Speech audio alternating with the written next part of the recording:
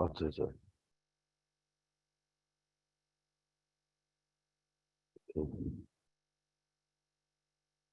This week's broadcast is sponsored by, please help me pronounce it properly, the Beagle family, right? So let me just bring it up and Akiva's message to me so that they read it properly. Here we go. This week's broadcast is sponsored by Mrs. Yal Beagle in memory of her father, Olav Shalom Max Maman Machluf. His name is Machluf ben Elio, whose yahrzeit is Chaf Aleph Nisan. Okay, Valtik. So let's just quickly run through what we learned yesterday. Yesterday we were learning about all of the bad things that happens to someone who's a Balgaiva, that HaKadosh Baruch Hu brings him down, but Avada he can always do tshuva. We learned about his condition upon waking up by Chitz Mesim. He's going to have a headache with a hangover, the way the Ben Yoda described. We learned about HaKadosh Baruch Hu hangs out, socializes, spends his time with the Ruach Shafel, and doesn't hang out with the high and mighty, which is not Kemidas Basar V'Dam. We learned about a Balgaiva gets blown up like an ocean could get stirred up with big waves, even with a small breeze. We learned about the Shmoina Shmishminis, how a Talmid Chacham has to have 1/64, one small component of Gaiva, and we learned that the Vilna Gaon says Shmoina Shmishminis is the 8th pasuk of the 8th parsha, which is the word Katanti. We learned that, and I said this over wrong. I said it over from Rabbi Barashi, and that was wrong. It was Rav Huna Bar Bishua who said that he also agreed that you need Echad Mishmoina Sheva Sheminis Uma Atrile, and it's like a wreath. For him, Rav Huna Bar Bishua was the one Gemara Tainus who was sick, and Rav Papa thought that he was going to die already, and Rav Papa said, bring the Teshrichim. Rav Papa was uncomfortable when Rav Huna did survive, that he just wrote him off. But Rav Huna said, no, I was really going to die, but Bezdin gave me a pass. Bezdin Shalmaila gave me a pass, because like Ukam Adibure, or Ukam Amilse, referring to this Gemara, I didn't even have that little bit of Gaiva that I myself said the Talmid Chacham has to have. All right, then we learned about a person's tefillas are not accepted unless a person is soft, like meat, rather than hard. And we learned about sapachas, that Hashem makes Balgaiva irrelevant. Excuse me. We learned that someone who is a Lev Nishbar V'Nitka, a Kimla Sivze, Hashem listens to his tefillas all the time. Then we learned that someone who's always analyzing what he does to make sure that he's behaving properly, he will be Zoicha B'Roya B'Yishuas HaKadosh Baruch Hu. Then we got into what kinui was. Kinui is you have to warn her not to be found secluded in Pliny, and the way to violate that kinui, the way to make stira, is to be secluded with Pliny. Then we had the Shaila, the Gemara, that says a woman who is in the matam of Suffolk, meaning she made stira, and we do not yet have clarity as to what occurred, she is also to do yibum. If her husband dies, she can't do yibum, but she does require chalitza. The Gemara wanted to know, once her husband dies, why shouldn't she do yibum? So we had several members that were set over from Rabbi Yosef, and there's a shaila what Rabbi Yosef said. So the first shot that we learned yesterday was the pasuk says, "The yotza mibeisa v'holcha b'oisa lish acher." We were learning from acher is that she could not do yibum with her husband's brother. Rather, she has to marry a stranger. And the reason why you need chalitza, Rabbi Yosef said, is because even though the Torah says she could not do yibum, but if her husband was alive, she would require a get. Therefore, now that her husband's not alive, she requires chalitza. Then we looked at the second shot from Rabbi Yosef yesterday. It says, why? because he doesn't want a woman in his household who's going to destroy his household. As we learned, a woman who's mizana destroys a household. So if this is a woman who's destructive, how could you force somebody to marry her? How could you make a chiyuv on his brother to marry a woman who's destructive towards a household? To a stranger, she could marry because he's doing that willingly. If he wants to marry a woman who could potentially destroy his household, that's his business. But for the Torah to say you must do yibum, that of course is not logical. That a Kadosh Baruch Hu would be mechayev somebody to marry a woman who could potentially destroy him.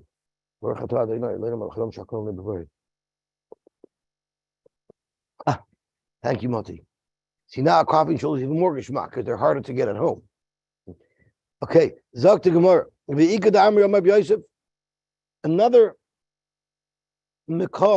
Another makar of how we know no yibum is allowed, chalitza is required, is that cause of karei acher. It says v'holcha v'yatza b'hoysha shacher. A man who finds in his wife an erves dover and for that reason divorces her, she should marry an acher. Why is this person referred to an acher? Shein ze ben zugel sharishon. This fellow definitely has different priorities than the husband who divorced her because she had a promiscuous problem, a promiscuity problem. This fellow was wise enough, prudent enough to get rid of this poison. And what does this fellow do? He's inviting into his household a woman who could potentially destroy his household. That's an acher. And you're suggesting this brother should do yibum. The Torah refers to the man who marries this woman after she's thrown out as an acher. How could you suggest that the Torah is going to make it mandatory for the nifter's brother to marry this woman? Amar le Abaye. So Abaye responded, Elamayata nisis la'acher umeis. What if she marries another man, the acher that the Torah describes? She marries the acher, and then this acher dies, below banim, without children. Are you suggesting loy tishabim? The Torah shouldn't require yibum the second time around? Because the fact is, this husband who married her, we call him an acher because he's taking such a risk by taking this woman into his household. Dr. Kumar, no. Gabi the high mia b'shem toiv havakaima. Women, like everybody else, they could do tshuva. What? In the second marriage, she behaved perfectly, and therefore, the Gabi the second marriage, he wouldn't be called an acher. And therefore, yibum would be mandatory. She mended her ways. Never mind, maybe the first guy was the acher, that's why she ran away. Who knows? Rav Amar Kavachomer. So we have three pshatim in the name of Rabbi Yosef as to why there's no yibum, but there is chalitza required. And now we have a svara from Rava. Rav Amar Kavachomer. Im nesra b'mutila. This woman who was mutter to her husband up until this point now becomes usher because of the kinui and the stira, but also law, her brother-in-law, who she was never mutter to begin with, loy calls again, surely she should remain usher to him. Amar le Abaye, Yizok Abaye, if you use that logic, what would you do in the following case? Elamayat, a kohen gadol shekidish es almana. A kohen gadol made kiddushin on almana. He didn't make the suin, he wasn't over in Isra yet, but he made kiddushin. He's not allowed to be married to an almana. And then he died. So there's a chiyuv yibum. And he has a brother who's a kohen hedjit who is mechuyev in yibum because the kohen hedjit is allowed to marry an almana. Are you going to tell me that loy is yabim, that yibum should not be allowed? Because the svar is im nesra b'muter law, if she became usher to the kohen gadol who she's supposed to be mutter to, but usher law, the kohen hedjit, who she was usher to because she was an Esha Shish, she was married to her husband, like Kolshagain. I'm sorry? Right, Nesra, Ha'asir V'kaima. What do you mean she became usher? She was never mutter to him. Mutter law, usher lahu. Right, that's exactly your question. Right, mutter, what do you mean Nesra b'mutter law? She was never ever mutter to her husband, the kohen gadol. So this whole Kavach makes no sense at all. Ella, this would be Abaye's kasha on Rava. Ella Eishes kohen shenensa, an Eishes kohen who is nensa. So we know the halacha is a regular Eishes Yisrael, who was nenas, is mutter to her husband. But a Eishes Kohen who was nenas, she's also to her husband. So there was a woman married to a Kohen, and everything was hunky dory in their life. And Rachman Litzlan, she was nensa. Now she becomes also to her husband, and then umeis, and then her husband died before the get. V'yesh lo ach chalol, and this Kohen had a brother who was a chalol, because after he was born to his mother by his father a Kohen, his father then went and remarried a woman who he wasn't allowed to marry. He married a Gerusha, and then he had a brother who he only shared a father with, not a mother, and the brother was a chalol.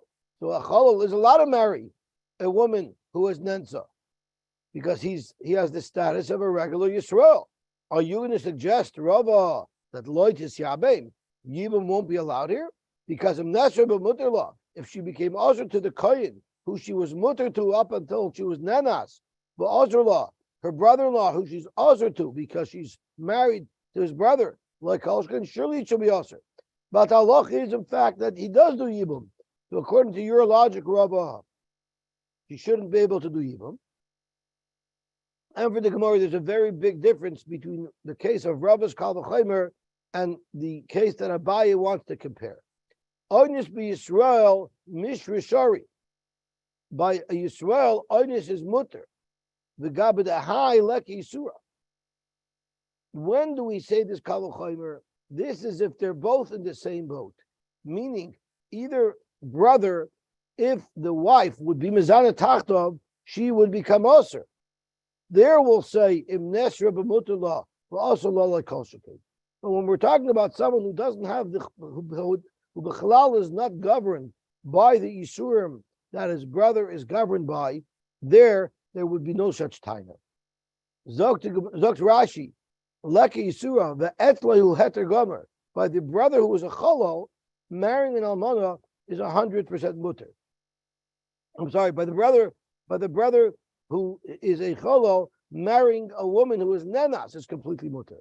And therefore, ve'enza kal v'chomer, you don't have the kal v'chomer. Aval bezinza b'rotzon, where we have a woman who is mizana tachas her baal b'rotzon, shabal ba'yovim is shoven b'isruzeh, where the baal and the yovim both are equally usher to live with a woman who was zinza tachtov, imhoisa tachtov, there have a kal v'chomer. Shrei machmas nisun harishonim, he niskekas liibum. What's causing her to be mechuyev in yibum to the brother-in-law? Because she was married to his brother. So if they're both subject to the same rules, then we say if she became usher to her husband, because she was inza, she should call v'chaymer be usher to her brother-in-law. But when we're talking about isurim that are not applicable at all to the brother-in-law, like issues of kahuna, when she's nansa, there it wouldn't make sense to make such a kal v'chaymer. So therefore, we have, I think, 4 shotim ideas about why she's usher to do yibum, yet chalitza is still required. Zok Tehilek Mishnah, second Mishnah, Masechah Sotah, that gets us more into the lumdus and into the halachas of Sotah. The elu asurish milecha b'truma. The following women will be usher to eat truma. Of course, that means if her husband is a kohen and she was eating truma because she was married to her husband, under the following conditions, her heter to eat truma is now suspended. She admitted, I'm tummy. Or if 2 Edim came along and said she was nitmas, and or a woman said, listen, I'm not saying that I'm guilty, but I'm afraid to drink the mesota and I refuse to drink it. The moment she says that, she's no longer allowed to eat truma. Or if her husband says, listen, I don't know if you're guilty or not, but I don't have the heart to make you drink this. Or if the husband had relations with her. The halach is once she's a soita, she's not allowed, her husband is not allowed to have relations with her. And Rashi adds, in fact, if he does have illegal relations with his wife when she's a soita, then even if she drinks, it won't work anymore. And therefore, she is considered tamei. She will not be able to eat truma anymore. Amar Bamram, the following halacha Rav Sheshes taught us, V'anar lon einin mimas nisin. And he proved it to us. He lit up our eyes by showing proof of this halacha from the Mishnah. And it's as follows. Sotah sheyesh la edim b'medina sayam. A Sotah who has edim b'medina sayam, meaning if there's edim anywhere in the world that knows that she was chayte, even though we have no idea about it, which now tells you that a woman could drink the Sotah, nothing will happen to her, and before you celebrate that she's innocent, she might be very guilty because there might be edim somewhere that we don't know about. My timer, the Torah referring to the Sotah says she was nistra, she nitma, the eid ein ba. Now we learned a whole limit for the eid ein ba. That is, once she's nistra, shnei edim ein ba, but eid echad yesh ba, that an eid echad after kinui and stira is nema to say she was tamei. But ein mikra yoytim de pshutai. The pasuk shot of the pasuk is she became nistra v'nitma, the eid ein ba, meaning the parasha of Sotah only applies if there is no eid. The leka the yodava lefukaha. This excludes the case suggested by Absheshes. The ha'ika the yodava. There are two eidim somewhere out there in the world that know about it, and therefore the mayim will not be binded. The aner alone einin mimas nisin, and he proved it from the Mishnah. The Katani, it says in our Mishnah, the shibola eidim she tameya. If eidim came along and said that she was tameya, she doesn't drink from the mayim hama'arim, and she's usher to her husband, and she's usher to eat truma on his account. So let's talk about when these eidim that the Mishnah is talking about, when did they arrive? They're also eidim emas. Inema makamed tishti. If they arrive before she drank, well, zainahi. Do I need a Mishnah to tell me that if two eidim came along and said she was netmas, they're believed? They're believed even without kinu and stira. There's two eidim that says she's a zaina. So of course, she's usher to eat truma. Ella must be lebazar de shasai. It must be she drank, she survived. She passed the test. She's celebrating. Look, I've been proven innocent. I've been exonerated, or my innocence has been proven, as Nancy Pelosi said, that you have to prove your innocence. If you would at least tell me that the mime is not boidik her, since there were edim out there somewhere that knew that she was tamei, then shopper. Then it makes sense how after she drank. After she drank, edim could come. Well, then, if the fact that she's alive right now, after she drank from the mayim, tiglim milsalim afreya, the sahadi shakrininu, should that not be proof positive that these edim are lying? Because if she was guilty, she would have blown up. So you have a right from here that if there were edim somewhere, even if we're not aware of it, she will not blow up. Amalei Rabbi Yosef, no, you don't have a right. I can argue that Maim Boyd Kinaisa. Maim is Boyd occur, even though there were Edim. Well, if that's the case, how come she's alive right now? Because there's other reasons that she would not have blown up, even though she was guilty. Maybe she had some type of schus, and we'll learn that there are shittas who hold that if she has schusim, that for great things that she's done, it will protect her from blowing up, even though she's a Sotah. But my commitment, where is there a machlokes? B'misnabna. If we see after she drank from the mayim ha'ma'orim that she's starting to deteriorate, the misnabna the Rebbe. The concept of misnabna that Rebbe taught us. Because Rebbe taught us that Rebbe Omer, the chus toila the mayim hamorim. If a woman has great chusim, even though she's a Sotah, it will protect her from the explosion of the Sotah. What will happen? She won't die right away. But the Eina Yeleda, she will not be able to have children. A woman who's proven innocent, it says the Niksa in Israel Zara. This will not happen to a woman who's guilty, but was only spared because of her schusim. She definitely will not improve El misnavne v'oilechas. She's going to deteriorate slowly but surely. L'soiv sheimesa ba'isa misa. So there's a machlokes. If you hold schus toilah, there's actually machlokes. Rebbe holds, even though schus toilah, she will still deteriorate and eventually die me'isa misa. And the Rabbanan hold, no, if schus toilah, she will remain pristine, and there'll be no sign of any problem. So therefore, Reb Sheshes, who held it was a raya, Savar bein l'Rebbe ubein l'Rabbanon have a misnabna. Reb Sheshes holds that everybody agrees it is misnabna, and therefore, from the fact that she's not misnabna, we know that there's no schusim, and therefore, the only pshat in the Mishnah is that the reason why Adam came and she's still alive is because once there's Adam out there somewhere, the mayim is not voided. Rabbi Yosef, who held that Reb Sheshes did not have a raya, who said he held Savar l'Rebbe have a misnabna, but l'Rabbanan lo have a misnabna. It's possible that there will be a schus toilah and she could be in pristine condition.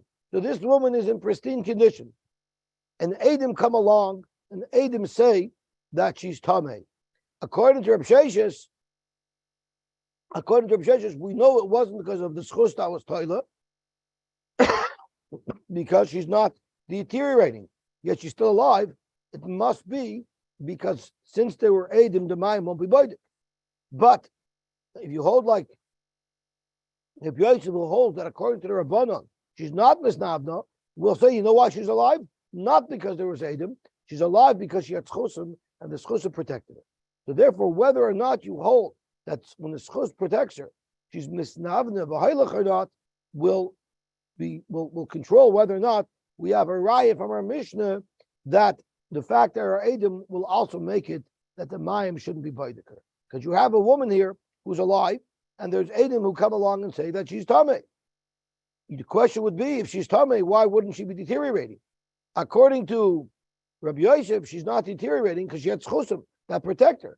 So lav davka was she protected because they were Adam, she was protected because of her schusim.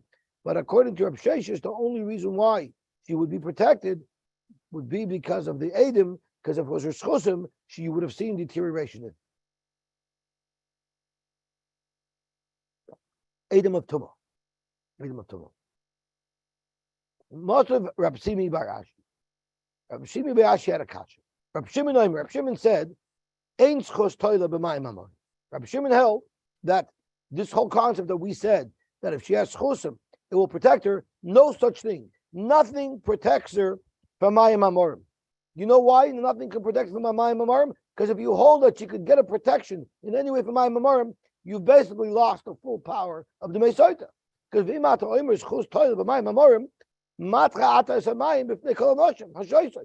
the women are not going to be afraid to drink. The whole way it works is they're so afraid of what's going to happen to them that they're going to be moidal emes. But once you say that there's exceptions to the rule, so everyone's going to say it's not going to happen to me, and therefore you lose the whole power of the Mesoita. That's number one. And number two, this poor woman who went through this horrible ordeal and was innocent won't even be able to get that good feeling that she's exonerating. Oliver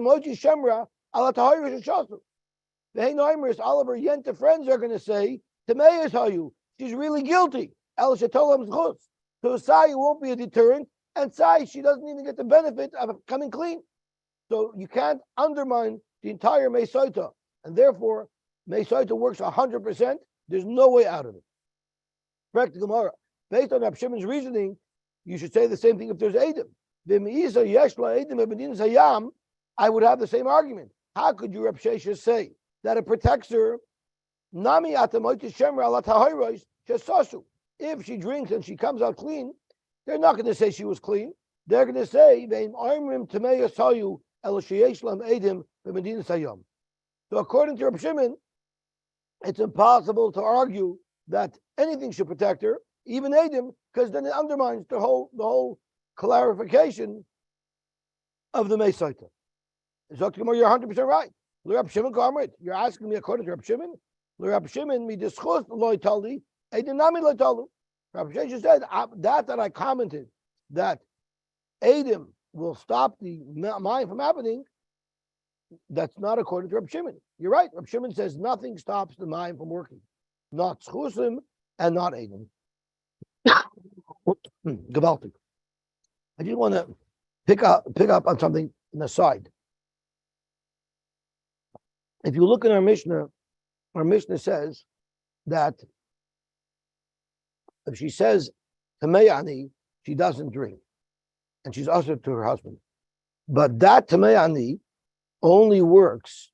It only works after she has kinoi and stira. But a woman who's tamazoi says Tamei there was actually a Mishnah Rishona and a Mishnah Shnia. The Mishnah Rishona said that if a woman says Tamei she's usher to her husband. And what happened is women who wanted to get away from their husbands, and they wanted to get a get out of them, would say Tamei, and their husbands would now become usher to them, and it would cause a problem. The Lashon Gemara is they were worried Shemen Nosna Eineha Ba'acher. Maybe she wanted to marry another husband, but she had to have some pretext to get her husband to divorce her, so she would say Tamei. Because of that, the Mishnah Achrayna Paskin, a woman who says Tamei is not a menace, and she stays married to her husband. And the Rishonim ask, how you talking? We're going to make a man stay with a woman who's usher? So they say the Rabbanan have a koyach to do that. So she's not a menace. So there's a very scary story that happened, I believe it happened in the 70s, with Moshe Feinstein. He was by a chasna, he was going to be Misada Kedushin, and the mother of the chasna went over to Reb Moshe and said, I need to speak to you privately. So he went into her room with her, and she starts crying. She broke down crying terribly. And she said that I was Mizana. And I kept it to myself all these years, but I can't live with the guilt anymore. This son is not the son of my husband. He's the mailman's son, or the milkman's son. He's not the son of my husband. He's a mamzer. So he's not allowed to marry this Bas Yisrael. And I held this guilt so long, but now to compound my Isser, it's bad enough. I did such a terrible Avera. To compound my Isser and now make this Jewish girl marry a mamzer, I can't do it. So what would you do if you were the Rav? And this is what happened. You know what Rabbi said?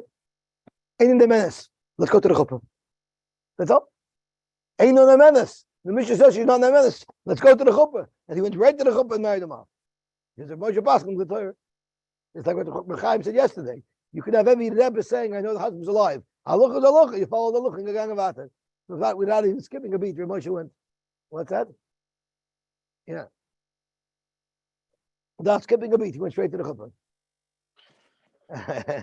So if a woman wants to get out of a marriage and the husband's refusing to give her a get, why can't she make herself tummy? And Then she'll have misa. Then she'll have chedek. But she says, in a menace legabe her being a saita, right? No, she's in a menace to answer herself on her husband. You don't believe her to say that her husband may no longer have relations with her. So they take away her nemanos. Okay, I wonder what happened. Like, I wonder what happened. Like by the Suda. I wonder how we'll get along. No, because he probably didn't. They probably didn't. He probably said, "You don't have to tell anybody. Just keep it to yourself." They had to use Photoshop in those pictures. So Gemara, massive Rav has the kasha. So again, we're going back on Rav Sheshes' halacha that if there's Adam anywhere that knows what happened, the Mesaita will not be boided. The Elusha min Chaysayim Nisrachos. One of the parts of the process of Saita is that a minchas chayte is brought. It's a mincha with barley, and what happened? There's certain things that could happen that would disqualify the mincha, and they wouldn't be makriv on the mizbeach. Rather, it would just be burnt with the kachim apsulim. And one of the things is imeris tameani. If she said she was tamei, so Rashi says shehaydasa lebezdin al kalkula. They were scaring her. So before she drank, she admitted that she was tamei. So that mincha could not be brought anymore. That mincha is part of the process of the soita. Once we're terminating the process, the mincha is no longer relevant. or v'shabola edim sheitameya, or edim came along to say that she was tamei. So once again, the atzu edim amos. At what point in the process did these edim show up? Ilema makama de tiktosh. If it's before they put the way a mincha is brought, a mincha parallels the carbon. So there's the kemitza, which is like the shechita. Then the kemitza is placed into a klisharis by itself, which is keneged the kabbalah sadam.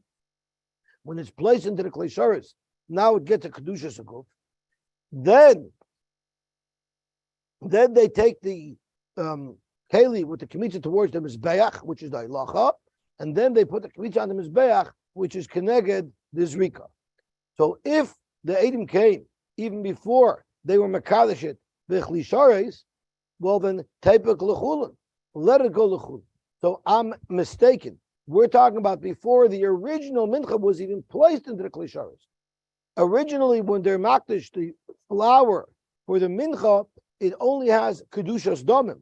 It only gets its kedushas aguf once it's placed inside a klisharis. There it cannot be undone anymore. And then it becomes kosher psulim. But as long as something is still kedushas aguf, even if it's disqualified, it goes l'chulim, because the whole thing is a toss. So if Aiden came before they even put the flour into the klisharis, tepek l'chulim. Why would we say that the minchas nesrefes, it goes l'chulim? The whole thing was done by mistake. Now, I apologize again. I'm jumping ahead in the Gemara. Rashi says tepek l'chulim bepidyon. It does have kedushas tamim, so we paid it. So lahaya kedushas aguf ela kedushas peh. The chol hamanachos niftois kolzman so lekitchu b'chli. Since they were not placed into klisharis, be paid it. Ella levasir kadosh. It must be that you've already placed the flour into the klisharis. It became kadosh with kedushas aguf. Then Adam came and said, "Stop the process." Dr. Gemara, so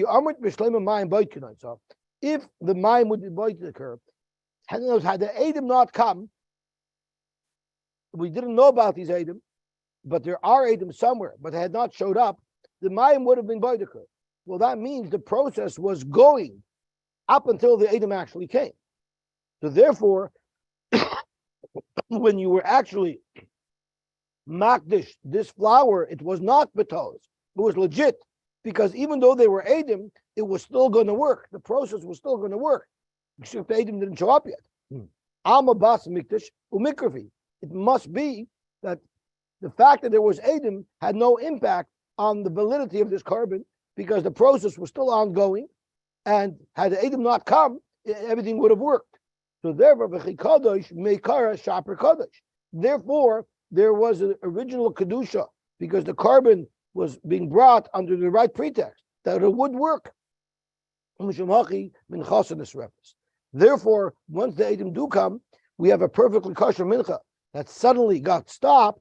Yes, it has to be nisrefes. If there's Adam anywhere, even if we're not aware of there's Adam, the process doesn't work, well, then all of the process up until that point was done with a mistake. It was never valid. We just didn't know about it. So Tigli Milsalam Afreya, Nichi Kadosh, Meikara Bitolos Kadosh. We may not have known, but since there were Adam somewhere, the whole process was one big fraud. It was not relevant because it never had a chance of ever working. Therefore, it should go l'chulin because the whole being makish l'chatchila was done on a mistaken premise. Elamai, it must be that the mayim is boideker. So you Reb Sheshas are shver. Reb Yehuda mi diskarta. No.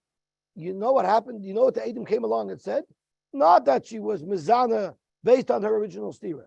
No, there's no Adam for that. In fact, everything was going smooth. And there was no Adam on that tumah, like Reb Shesha said. And therefore everything is valid. The Adam came along and said, she's in Sabazara. Now here in the Zara, during the process of Stoita, after they prepared the mincha, there she was mizana. So the Stoita was, the process was perfect. Because there were no Adam, b'medina Siyam somewhere, that knew that she was mizana. While they were preparing the mincha. While they were preparing the mincha, there were no Adam at all. These Adam are coming and saying that she was mizana after they prepared the mincha while she's in the Azara. How in heavens did she get privacy there? The Gemara is going to ask. Meaning while they were preparing the mincha, there were no Adam about anything.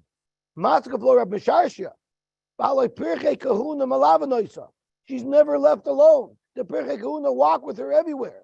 So how is it possible that Znus happened? Dr. Gemara says, the perpetrator was one of the people who was watching her. Rabashi Omar, she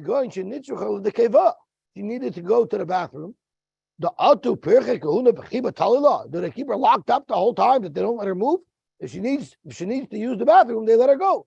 So she, in a moment of seclusion, she was able to do an aveir. The realm of possibilities. Rav Papa Omar, let's say that the Edom were Edom on the stira, that they were made that during the stira she was nitmas. According to Reb Sheshes, the whole mincha was tos meikara. Udika armor tape l'chulin. You're 100% right. Really, it should go l'chulin. So why does the Mishnah say that her mincha is nisrefes midirabanan? It's only midirabanan because if people see that her mincha just goes l'chulin, they're going to think wrongfully. They're not going to understand the nuances of what occurred, and they'll think that even though a mincha was niskadish b'chlisharis, you can go l'choil. They won't chap that the whole thing was a tos meikari because they were edim. So it's only a chomer derabanan that we don't allow the mincha to go l'choil, even though technically it was a tos meikari. Motzer Rav Mori, Rav Mori, nitmas minchasa ad shelo kitcha b'kli. What if it became tamei? It's like any other mincha, and since at this point it only has kedushas damim, the tifta she can be paided.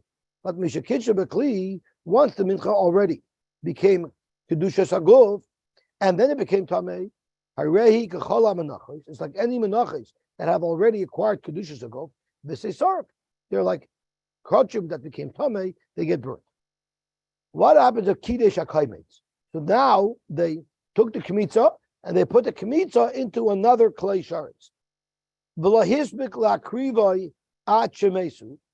kohen was going to take that kmitza as the process of the mincha and be makrobet on the mizbeach, but the husband died. So once again, the whole process of soita stops in its tracks. Or she died. Once again, it stops the whole process in its tracks. It's like every other mincha that was already kadosh and it became possible, whether it was because of toma, whether it was because the process had to stop. This is served and it will be brewed. What happens if karba koimets? They were actually already makrib the koimets on the mizbeach, but hispik lechel shirayim. But normally the kohen gets to eat the leftovers of the mincha. The kohen didn't eat those shirayim ad shemesu oy ad shemesahi. Again, until the process stopped. There we say, there we will allow the kohanim to eat the shirayim. We won't say that that is a mincha psula. Why not? Because the mincha accomplished at the time that it was hukrav what it was supposed to accomplish.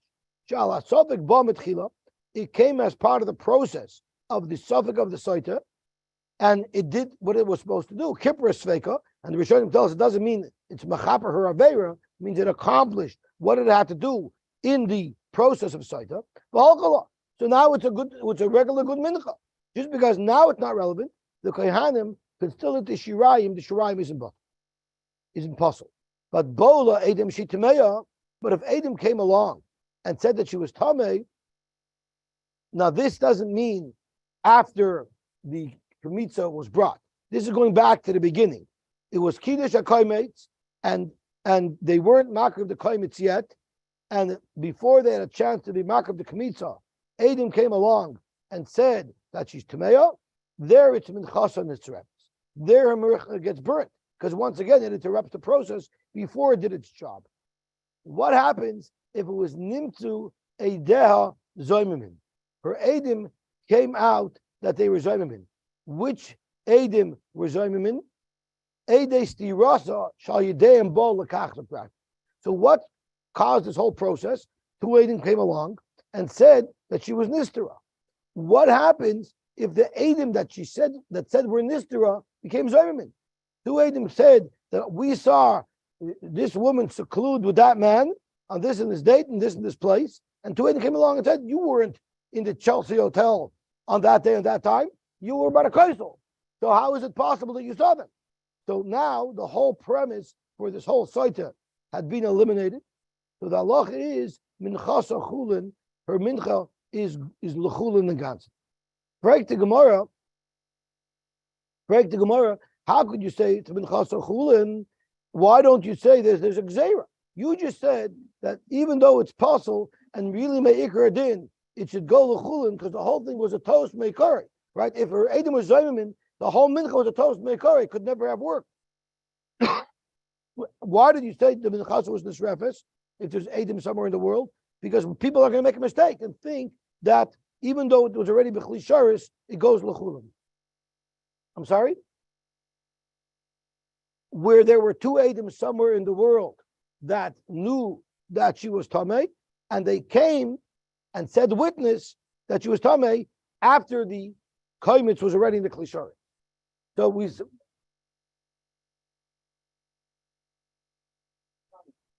but at the end of the day, in either case, people see a mincha and they just see it going l'chulin. So people are going to think that a mincha can go l'chulin. But the Gemara does answer similar to what you said. Eidim zaymin kamret. You're asking from Eidim zaymin. Eidim zaymin kala islahu. You know what hack that is? Every coffee room in the United States and in Israel is going to be tumbling about the Eidim zaymin that came along and said that she was nista. So there we don't have to make a gzeira because everyone will know that there was Eidim zaymin. When Eidim come later and say she's tamei, I guess it's hushed up. Nobody knows what's going on. I'm sorry. That she was nista. Right. Well, that's a little bit what the Gemara is saying. Everyone will know. Maybe we spread it around the Davka to exonerate her, to show that she's clean, and therefore everyone will know that. But he won't say more. But Davka, we should make a go l'chulin, so people should know klar that the whole thing never started. Okay, gewaltig. Avada. Yeah, everyone's watching. There was always spectators. Every brisker is standing the whole time watching. Yo, you're doing it wrong. I learned the brisker up. You're doing it wrong. What? He's very much a spectator. As a matter of fact, in the Mishmarais, every single person every Yisrael is on reserve duty to go and supervise. They're doing it. The Kohanim are doing their work. They're working for us. So there has to be a contingency of Yisraelim at all times supervising the Avodah. Yeah, because the week that you're on, you got to be there. So we learned in the Gemara that Yidden who lived in Yerushalayim as part of this Mishmar, they had to be there watching. Yidden all over at Yisrael would go to their local shul and they would daven and fast during that week. We actually, it's already 52. We actually have a brayso that says like Reb Sheshes that the mayim won't be boidik, but not for the reason that he said. It says tahira. So what does the pasuk say? V'mloi nitma ha'isha. If she didn't become tamei utahiri, and in fact she's tar, then not only will she not be hurt by the mesaita, rather it'll be v'niksa v'nizra zara. She'll be clean and she will be benefited by being very fertile. So it says tahira. It says in the pasuk, if she's tahira, v'loi sheyesh la edim b'medina sayam. When does she have the benefit of the nix of an Israel Zara? That's if she's tahira. Not if she was saved because there were edim somewhere. That's from the word tahira. But there's a vav in front of the tahira. Tahira teaches us v'loi shetol lo schos. Again, if she didn't blow up because there was a schos, that's not going to lead to the nix of an Israel Zara. Only if she's truly innocent. He v'loi sheyisu v'yitnu ba muzaris b'lavana. If women are talking about her that she was really guilty, meaning everybody knows that she's guilty, everyone was talking about it, and because of that, we're going to learn that if everyone's talking about that she's guilty, that's also a reason why the mayim will not be boideker. If any one of these reasons occurred, and because of that, the mayim was not boideker, then she's not zoicha for the Beniksa, the Nizra Zara. No, I'm talking about the Nitba Isha Utahirahi. I'm looking at that person. Utahirahi. So he below and he tell us when the Mayim are Yidei Shayakakula Muforsim. So you see over here, this svara that if there's Adam, she will not blow up. Reb Shimon, we said holds that nothing saves her. I understand the Vav is not Dorish, which is talking about Schus Toilala, because Reb Shimon knows the Schus is not Toilala, but Va'ika Yesh La Edim Medina Sayom. Reb Shimon has to agree with the limit of Tahira, which says that if there's Edim Medina Sayom, it will not be Boidiker. So before we said Reb Shimon, who holds that a Schus is not Toila, will also hold that Edim won't be Toila. Now the Gemara is changing its position. Because now that the Gemara brought down the pasuk, Reb Shimon has to agree that if there's Edim in Medina Sayyam, it will not be boided. So it undermines the whole concept of Sotah. So the Gemara, Yesh la Edim b'Medina Sayyam lo shchicha. What are the chances that there's Edim there? That's not going to undermine Sotah. A woman is not going to machavek because there's Edim somewhere, because it's such an unusual thing. And the women aren't going to say she's probably guilty, even though she was not exploding, because there's Edim somewhere. Because that's not likely. So therefore, that won't be a concern, even though it will stop the process. However, schustim is very possible. The woman will say the reason why she didn't blow up is because she had schustim, but avada she's guilty. Okay, Gavalta, we'll stop here. We'll be back tomorrow.